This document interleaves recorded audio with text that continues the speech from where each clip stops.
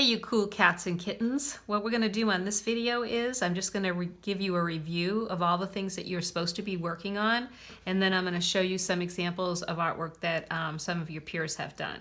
So as you know, the No Paints, No Problem was due today. About half of you have passed them in, which means about half of you have not.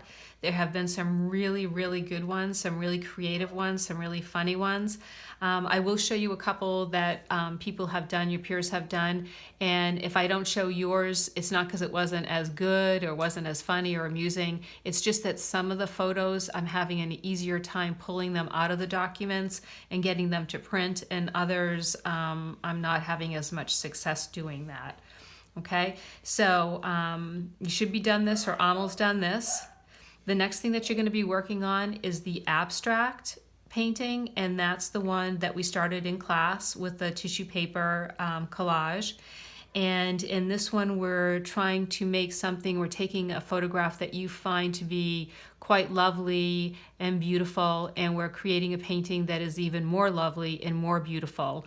And the way that we're doing that is we're simplifying some areas, we're subtracting things, we're brightening the colors, we're dulling the colors, we're making it more personally something that you happen to like.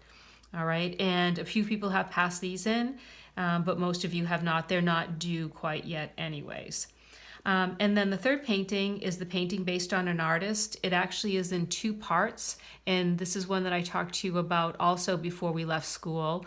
I did mine on Edward Hopper, and I showed you kind of the process that I went through to get mine to look like Edward Hopper's type of painting.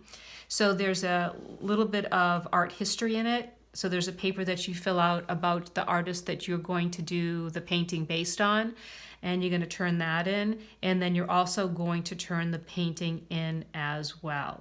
All right, and if you have any questions about that or anything, you can always email me about it.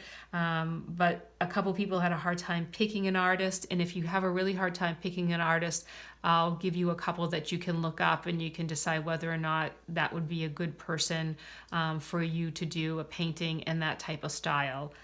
So we have our paints, and we have our little canvases, and we have our cool little easel, so we're all set to rock and roll. So these are the things that you should be doing in getting them passed in.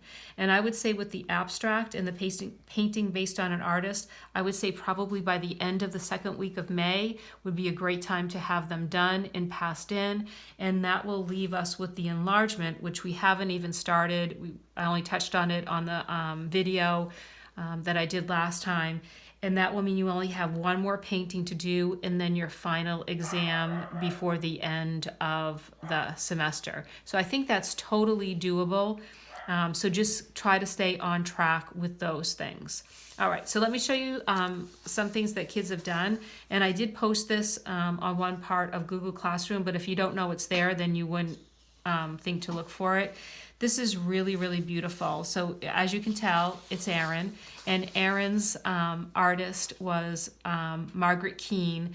And there's a really cool story with Margaret Keane because her husband took credit for all the paintings, and it wasn't until much later that it was discovered that the wife actually did all the paintings. And these are called the Sad-Eyed Girl paintings. So you can see how gigantic the eyes are. You can see the teardrop, and then you can see Erin's little teardrop right here that she put on. You can see how she made her eyes larger and darker. You can see how she put in a couple extra strands of her hair over here. You can see the pouty little girl lips and how Erin changed hers into the same type of lips right here. And of course the dog, the eyes are made a little bit bigger. The eyes are made a lot bigger over here. So really a ton of work went into that, and it's super, super effective, and really a wonderful job, Erin, on that one. This is one of the sad-eyed girls. And then this one too that I posted too, because these are two of the ones that I could get out of the documents really, really easily. Girl with a pearl earring. You can see the earring, and you can see that Jara added the spoon. Talk about really perceptive, creative use of materials at home, and how quickly you could identify that as the girl with the pearl earring. This one I just got a couple days ago. This one's Natalie's. And so this was the artist that she was working from, and this is her rendition of it. And then, and of course, the artwork is even more beautiful than my printer makes it look. But so much work that goes into these right here. Really, really beautiful. It's a great job, Natalie. And then this is one of the ones that I received of the abstract. So I just have to put it against a white piece of paper. So this one was Jera's as well, and it was a photograph of the side of a road, and there was a whole bunch of leaves on the ground, and on a branch on a tree, there was this cool striped shirt just out by itself, so almost a little bit surreal. This was a tough one to tackle. You did an amazing job. Even if you didn't know it was a shirt on a branch of a tree, it even stands by itself as a design where she pulled the stripes right off into the negative space. The way that you simplified but kind of made it a design like with the trees in the background. And this was really complex with all the different types of leaves on the ground, the lights and the darks.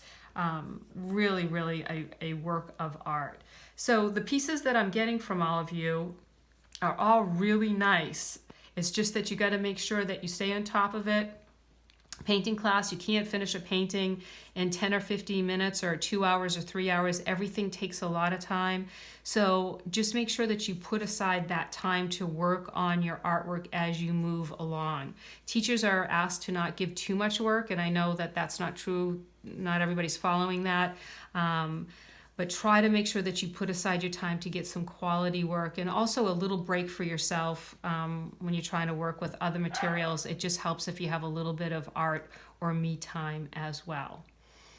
Okay, so work on your paintings. Know that we're going to have one more big painting at the end, but you still have plenty of time to work on that abstract and to work on the painting based on an artist. And don't forget to do your no paints, no problem work as well.